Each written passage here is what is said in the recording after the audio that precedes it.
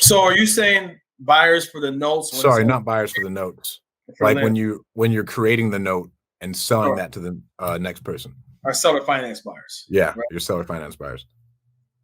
So people are asking, and to me, that's the easiest part of the whole equation, right? But now you got to build it up though, right? So like you have to actually get a deal and market it with those terms, right? If you market it with those terms, if I got my first deal that I'm going to sell seller finance, here's what I would do. I would create the terms, right? The main part about the terms are the monthly payment and the down payment, right? So your PITI, principal, interest, taxes, insurance, you want that to be about $50 to $100 underneath what market rent is, right? Because remember, you're marketing to renters. These aren't most of the people we sell to are renters or other investors who are going to rent it out. You know, that's a different formula.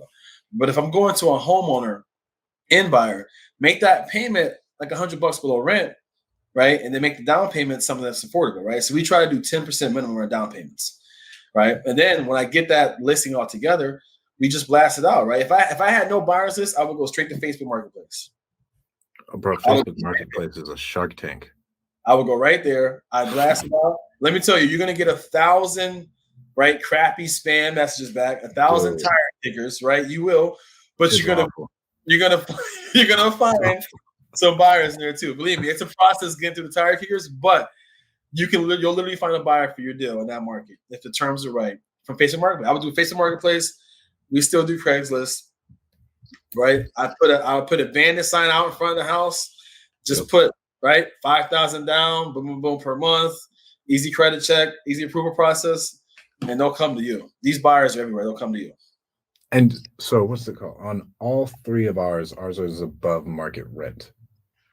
Yeah, I think it's all above market rent, right? And we're just like, well, yeah, you get to own a house, and our selling point was you can't get approved for a house anywhere else. Got it. Yeah, I mean, and that is a selling point because that is true. I just like to be, I like to be on the rent because like that keeps them popping. We have right now. It's not even the point of us finding buyers. We got so many buyers coming to us because their cousin bought from us, right? Or I work with someone who just bought from us, or right now it's tax season, so like we load up. December, January, February, we load up on houses up north where it's snowing, where guys are all on vacation in Florida. We're buying everything we can, right? So our books look back. We just bought a ton of deals in January, February, got a bunch of sales.